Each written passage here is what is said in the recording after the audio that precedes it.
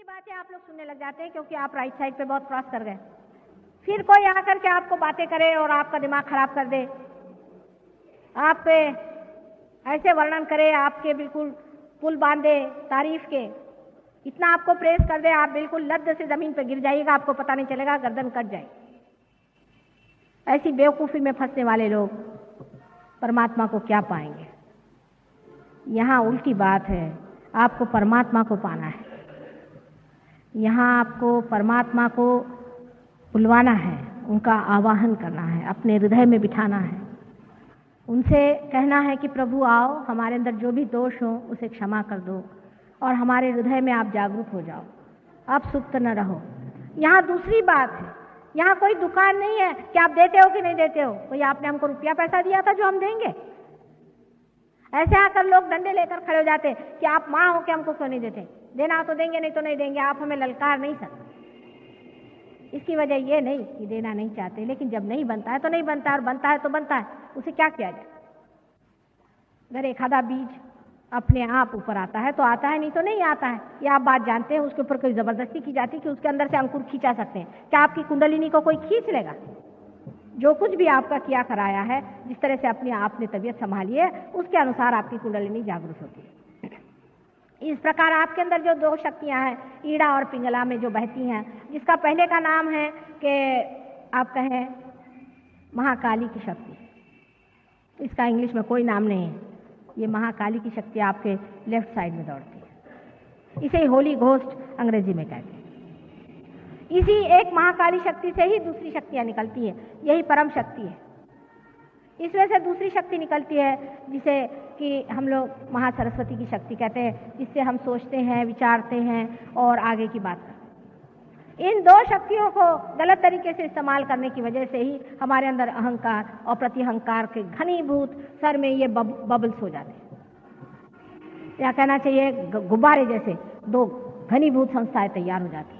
और इसके चक्कर की वजह से ही कुंडलिनी नहीं उठती, क्योंकि जब इस तरह से एकदम पूरी तरह से आपका सर ढक जाए, या एक ने ज़्यादा ढकेल दिया हो या दूसरे ने ज़्यादा ढकेल दिया हो, तो बीच की जगह नहीं बन सकती, कुंडलिनी जगह पे बैठी रहती। पर सर्वसाधारण कुंडलिनी उठ जाती है, आपने कल देखा है। इसीलिए मैं आपसे कल कह रही थी कि क्षमा करें। अहंकार का इलाज है क्षमा करना। अगर आपको गुस्सा आए, जैसे ही गुस्सा आए आप एक शब्द कहें कि क्षमा। कोई अगर बोले समझ लो आप बहुत क्विक टेम्पर्ड हैं, बहुत हॉट टेम्पर्ड हैं, बहुत ही ज़्यादा, आपके नाक पे कहते हैं कि नाकाचा शेंडाला राग अस्तु, नाक के ऊपर में यहाँ आप पे गुस्सा बैठा हुआ। ऐसे आदमी को यह करना चाहिए, जैसे आप में गुस्सा आए तो आप उसे कहते ठहरिए ठहरिए ठहरिए, 3 मरतबा उसे कहिए, या आप उसे कहिए क्या कहा आपने, क्या कहा आपने, क्या कहा आपने, और फिर उसके बाद आप कहिए क्षमा। कोशिश करके देखिए, गुस्सा आपका कम हो जाएगा। लेकिन जबरदस्ती गुस्से से जूझने की जरूरत नहीं है, गुस्से की जूझने की जरूरत नहीं। जिस आदमी के अंदर गुस्सा दबा हो, चाहे निकला हुआ है, जिसमें गुस्सा करने की आदत है, इसका मतलब है उसका अहंकार दुखित है, उसका अहंकार परेशान है। इसलिए आदमी को पहले अपने को क्षमा करना चाहिए और फिर दूसरों को क्षमा करना चाहिए। और क्षमा इसीलिए बहुत बड़ा एक साधन भगवान ने हमें दिया हुआ है, जिसके कारण हम अपने अहंकार को पा सकते हैं। अब हमारे मन को जीतने का कौन सा तरीका है? एक तो क्षमा से हम अपने अहंकार को जीत सकते हैं, और अपने मन को जीतने का तरीका यह है कि जिस चीज को बहुत ज्यादा देखने का मन करता है, जिस चीज को बहुत ज्यादा पाने का मन करता है, उधर से अपने मन को कहना क्या बेवकूफी लगा रखी है, तो मन का खिंचाव खत्म हो जाएगा, मन की आदतें टूट जाएंगी। आदतें तोड़ने के लिए सबसे अच्छा तरीका यही है कि जिस चीज का बहुत मन चाहता है उसे कहना अच्छा जरा आप बैठे रहिए, बहुत आपको देख लिया हमने। लेकिन ऐसा नहीं होता है। अधिकतर लोग कहेंगे कि भाई मैं तो भाई असली घी खाता हूँ और तो कुछ नहीं खाता, मैं तो भाई ऐसा है मेरा कि मुझे तो बढ़िया एकदम खाने के लिए चाहिए। हमारे यहाँ खाना पीना ज्यादातर मन में होता है। अपने देश में खाने पीने की बीमारी, तो सुबह से शाम यही बीमारी है कि आप क्या खाते हैं। क्या भगवान आपको कि खाने पर कोई पारितोषिक देने वाला है कि भाई आप ये खाना खाते हैं, वो खाना खाते हैं, आपको इस खाने का शौक है, आज मला पूरण पोड़ी चाहिए। इसमें अपनी शान बघारना कितनी बेवकूफ़ी की बात है। मुझे ये अच्छा लगता है, मुझे वो अच्छा लगता है, इस तरह से जबान से कहना भी क्या शोभनीय है?